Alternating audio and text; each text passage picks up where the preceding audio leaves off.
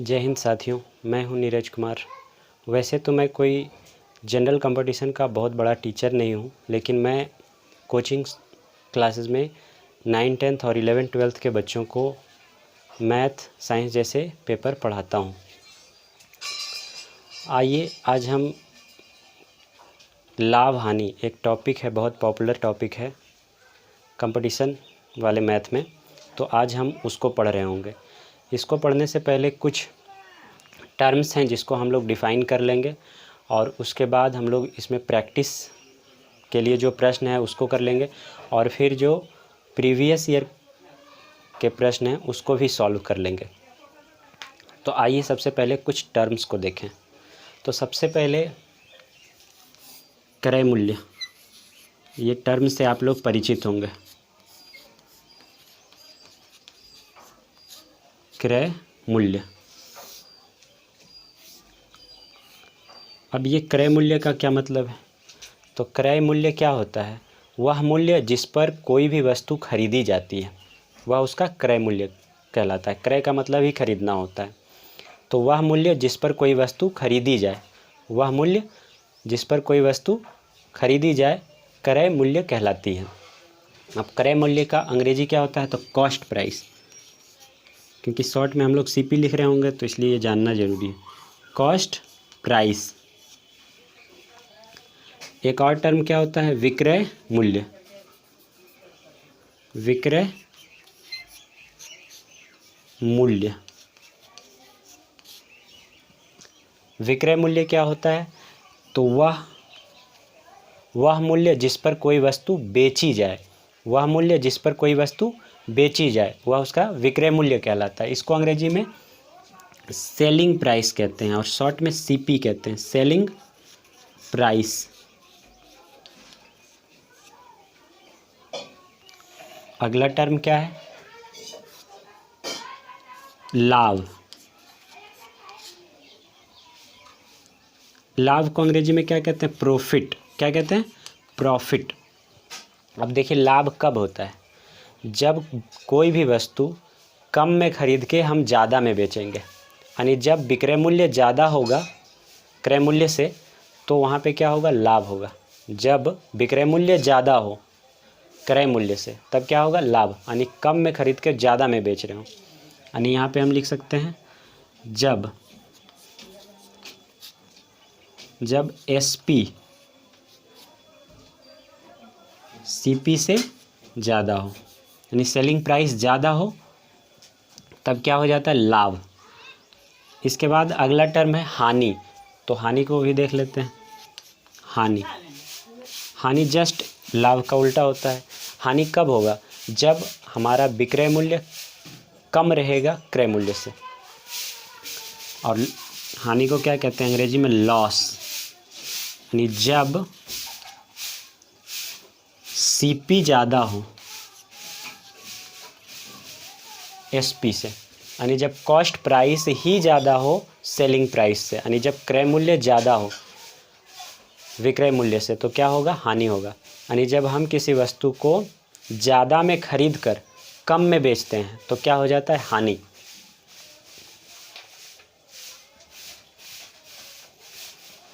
इसके बाद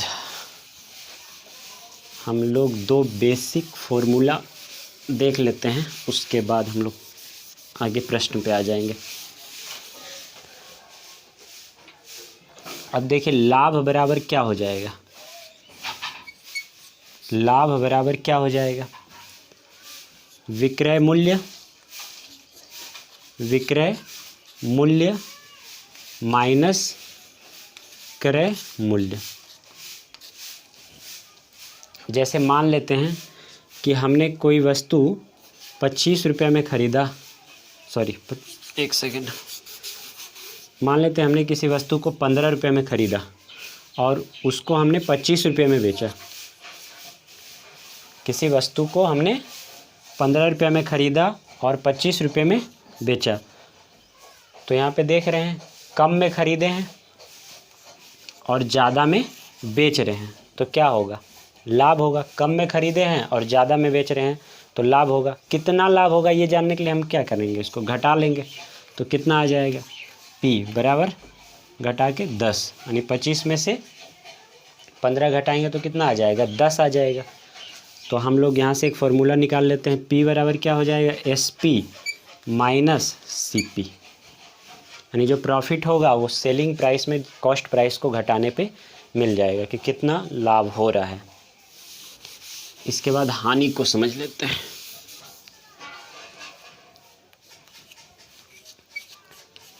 हानि, तो हानि इसका जस्ट उल्टा हो जाता है, क्रय मूल्य माइनस विक्रय मूल्य।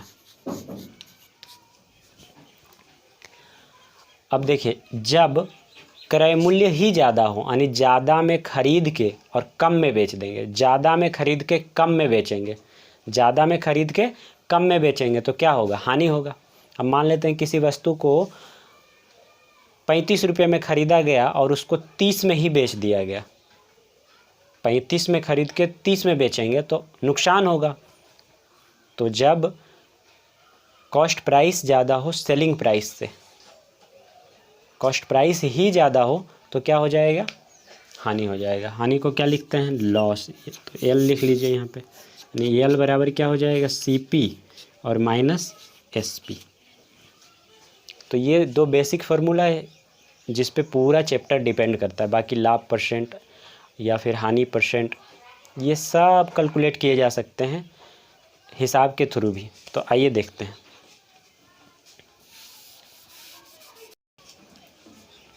देखिए, एकदम बेसिक सा सवाल लिए हैं जिसमें हम लोग लाभ का कैलकुलेशन करेंगे और इसी से हम लोग लाभ प्रतिशत भी निकाल लेंगे।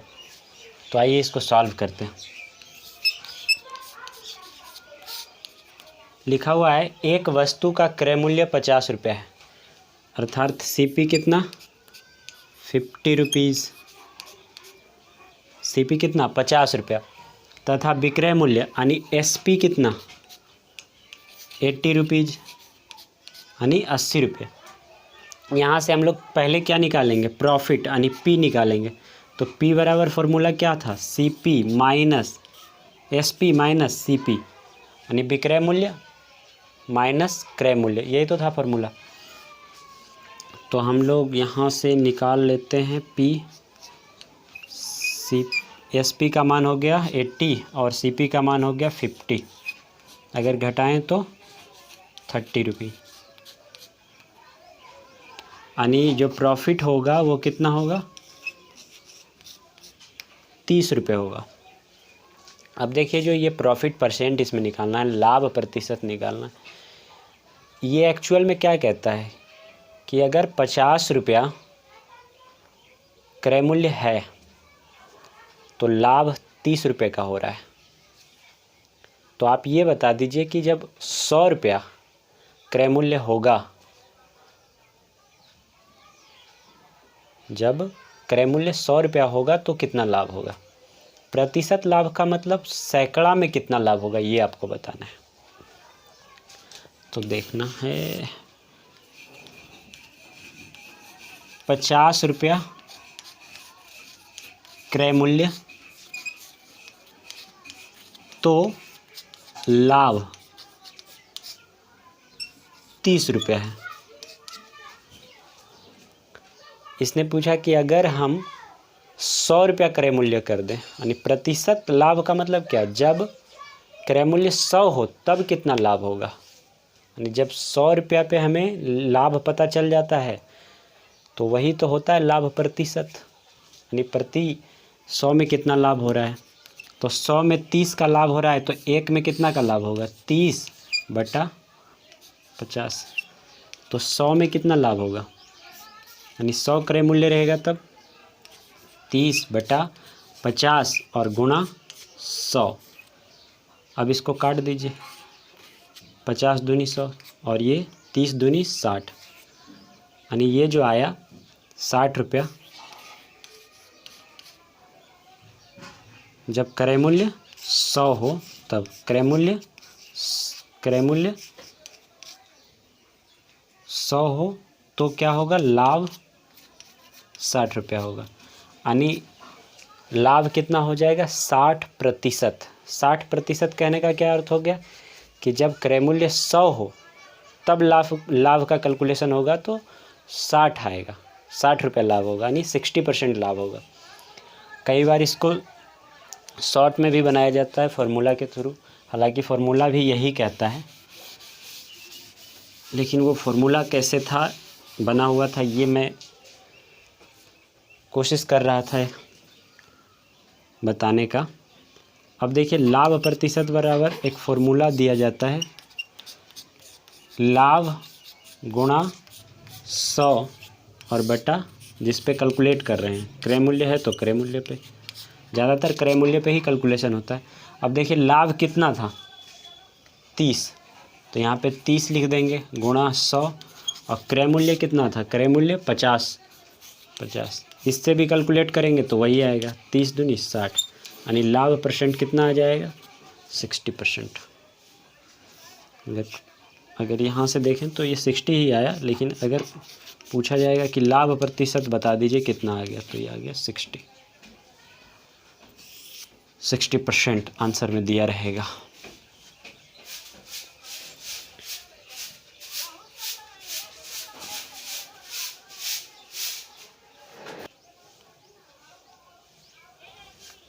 आइए इसका क्वेश्चन नंबर 2 देख लेते हैं। इसमें लिखा हुआ एक वस्तु का क्रय मूल्य 250 रुपये तथा विक्रय मूल्य 200 रुपये हैं, तो हानि तथा हानि प्रतिशत ज्ञात करें। एकदम बेसिक है।